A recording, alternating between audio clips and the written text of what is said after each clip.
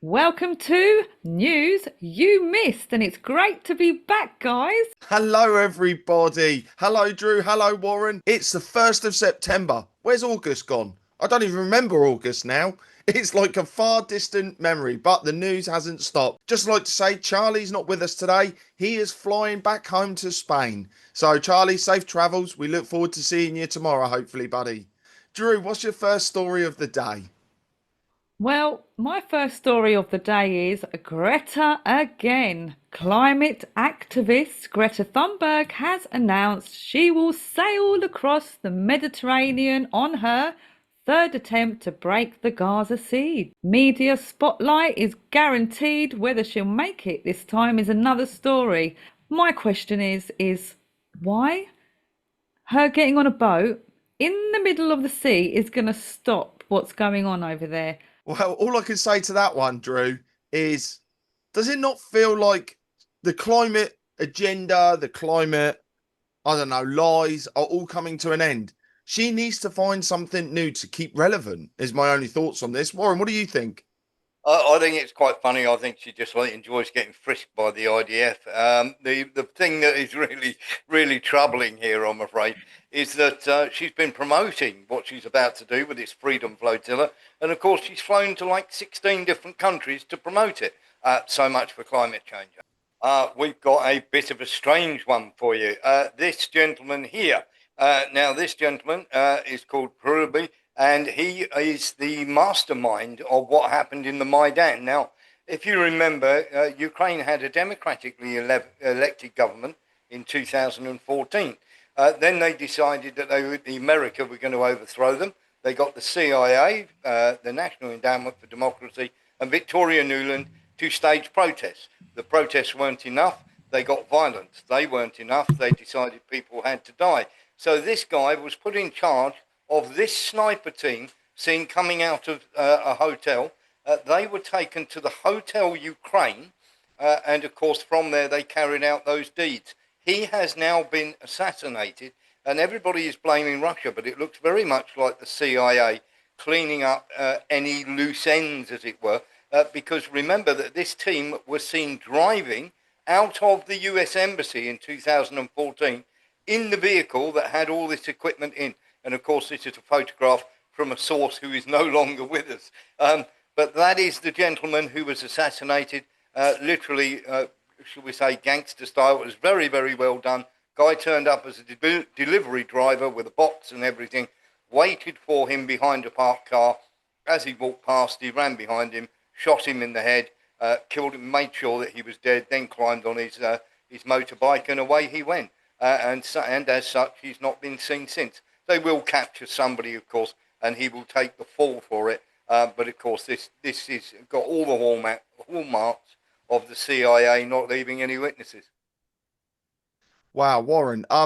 Can I just ask, do you think this is now the cover up, the winding down of Ukraine and the current mess that it's in? Do you think we're going to start seeing more politicians disappear? Are we going to see Zelensky getting ready to step down? Is this the first steps? It is because very simply, the Telegraph, which is the mouthpiece for the MI6 and the British, should we say, covert operations, it's basically their propaganda page. They're getting ready to replace Zelensky with Zelensky. There's more and more stories about Zelensky's corruption coming out in the Telegraph. What a surprise! And suddenly Zelensky is the hot favourite. And not only that, Goncharenko, who was responsible not only for the Maidan, and this gentleman who was responsible for the Maidan, were both at the Odessa building where they set light to that, with people who wanted to speak the Russian language. The Ukrainians chased them in there, set light to it, and they burned people alive there. So both Russia, America, and National Endowment for Democracy will not want. Russia would like to get hold of them. Of course, America don't want them talking to anyone. So very simply, as Ukraine starts to fall apart, these people have to disappear, I'm afraid. Well, jumping into my next story, Russian President Vladimir Putin has arrived in China for a 4-day official visit. He's in the city of Tianjin today, taking part in the Shanghai Cooperation Organization Summit, where leaders are focusing on regional security and economic cooperation. A key part of the trip will be his one-on-one talks with Chinese President Xi Jinping in Beijing. Discussions are expected to cover economic cooperation and the ongoing conflict in Ukraine. Back to you, Drew. Well, good news, guys.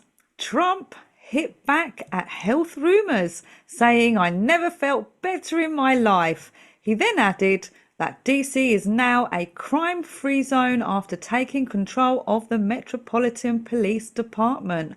More chest thumping from Trump, more fact checking from the press. If DC is crime free, then I'm a Queen of England. Well, Drew, that was one thing that pinged on my phone on Friday. Trump is dead. I was like, what? That was a crazy bit of misinformation, wasn't it? Yes. Warren, what's your next story? Well, my next story is all the way to Australia. Over the weekend, they had a massive demonstration about taking Australia back as migrants are flooding into the country. However, that's not the story.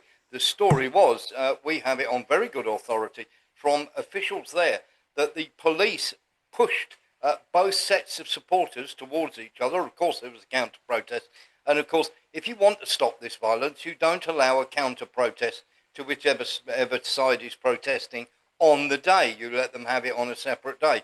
But they funneled, for over half a mile, they funneled the two sets of supporters together. So the eventual clashes ended up like this. And it's once more again, shall we say, the people in charge of these countries using this to say, all the people are violent, we need to stop these protests and we need to stop them going on the street.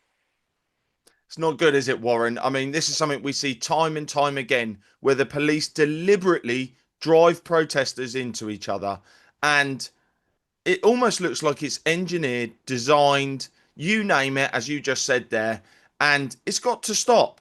I mean, whether it's because the police can't be bothered to police the protests anymore, put them together, let them fight. Great, we can clamp down, disperse the lot, get home for tea. That's what it looks like. My next story, thousands of Australians have attended anti-immigration rallies in Sydney, Melbourne, Adelaide and other major cities. The demonstrations, branded March for Australia, drew crowds of up to 15,000 in some locations and were met by counter-protests. Police reported clashes in Melbourne, but said most gatherings were peaceful. Several opposition politicians joined the rallies, while the government condemned them, insisting there is no place for movements that spread division or target migrant communities. Well, what I'm hearing is up to 350,000 people turned out. Doesn't sound like a small minority to me. And going from that, Paul, as well, you know, obviously Epping recently, shenanigans happened there. Well, the residents in Epping have decided and declared to stop paying their council tax, and now they're refusing to pay the BBC licence too. So hopefully this will be a ripple effect through the whole country, and you know, we can take back some power and put these people in their place. The councils need to know, police need to be put in their place. A lot of people do. Yeah, well, those protests over the weekend, one of them was mums and children. And somehow that turned violent, and the police decided to corral them all. And these are mums with their children. And I saw a GB News presenter in amongst them. I mean, this is getting out of hand now. I mean, how much heavier can the police come down on us? That's the question I've got out there. Yeah, absolutely. I think it's going to get worse and worse and worse as they start to get more and more stupid. When they're talking about people coming down on them, nobody wants any journalists whatsoever in Gaza. And I've got a little graph for you, which is going to absolutely stagger you. Now, over the course, shall we say, of this war in Gaza, between 2023 and 2025, 270 journalists have been killed by the Israelis. In the US Civil War, there were 5 that died. In the Korean War, 15 died in 3 years.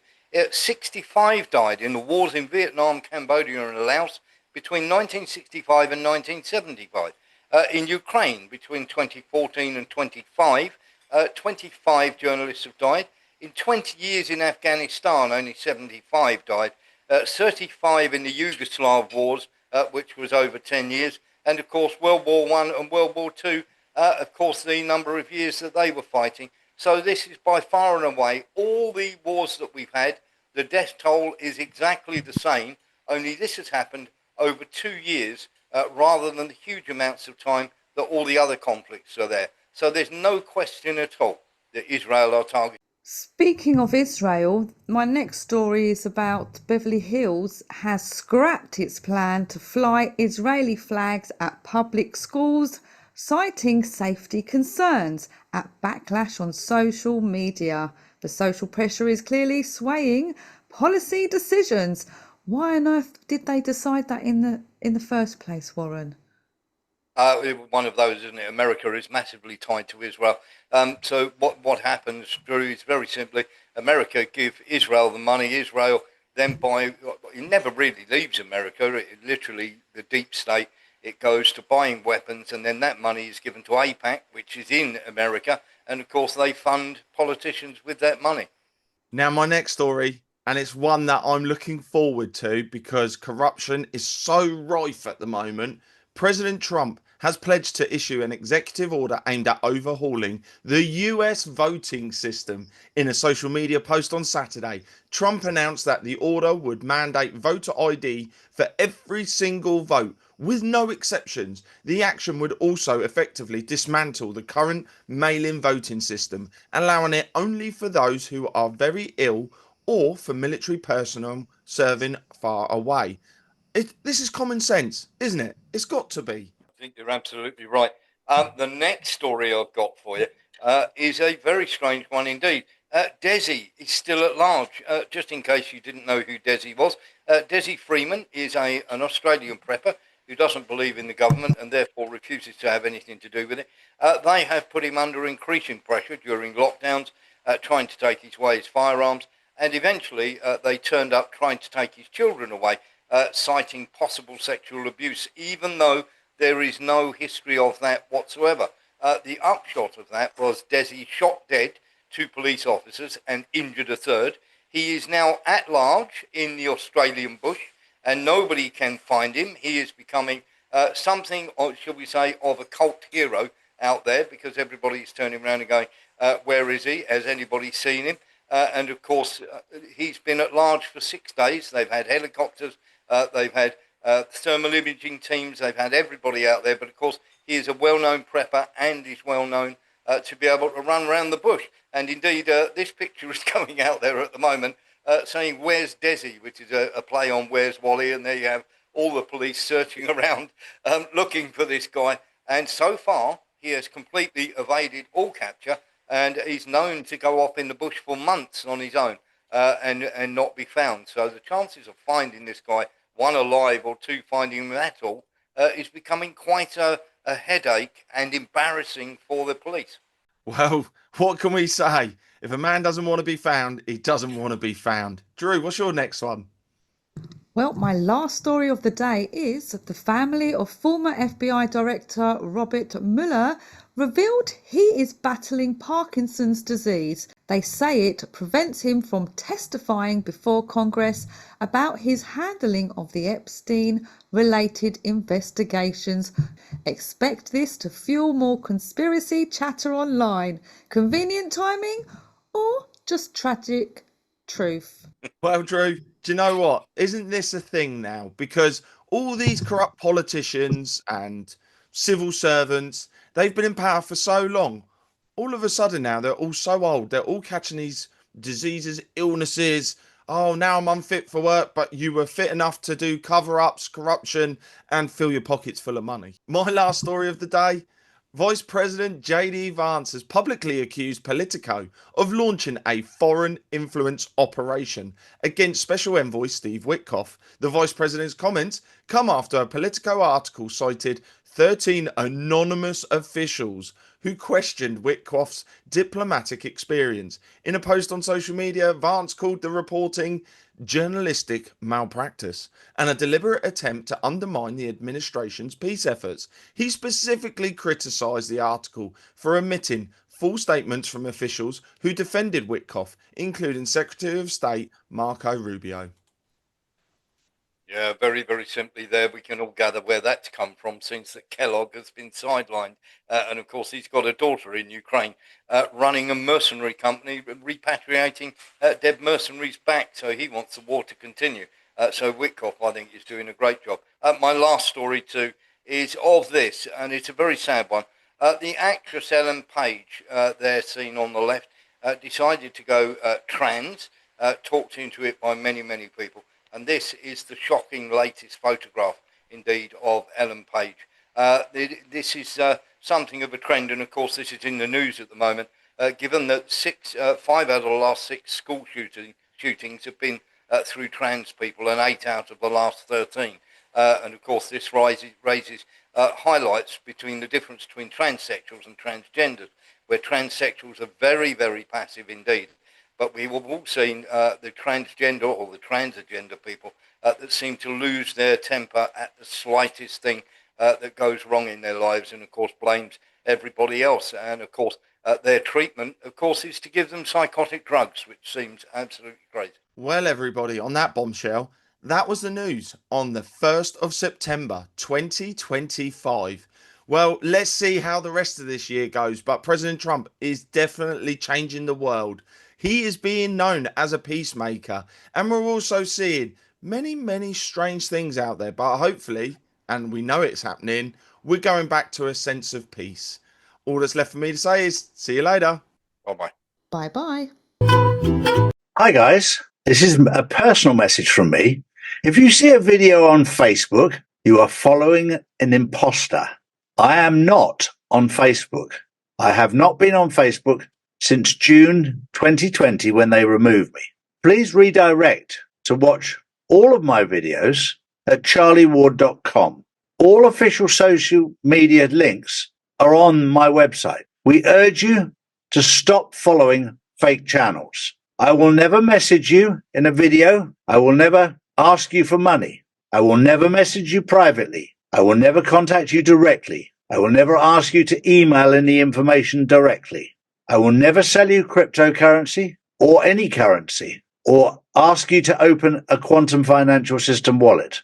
Please do not get caught by these scammers who are out there. I do not endorse other truthers so that an imposter can say that I've said this. I will not ask you directly or indirectly to open a quantum wallet, so please be careful. If you want to check out the validity of anything, contact us directly via our website at charlieward.com. There's a contact page there. We have a customer care team there to help you.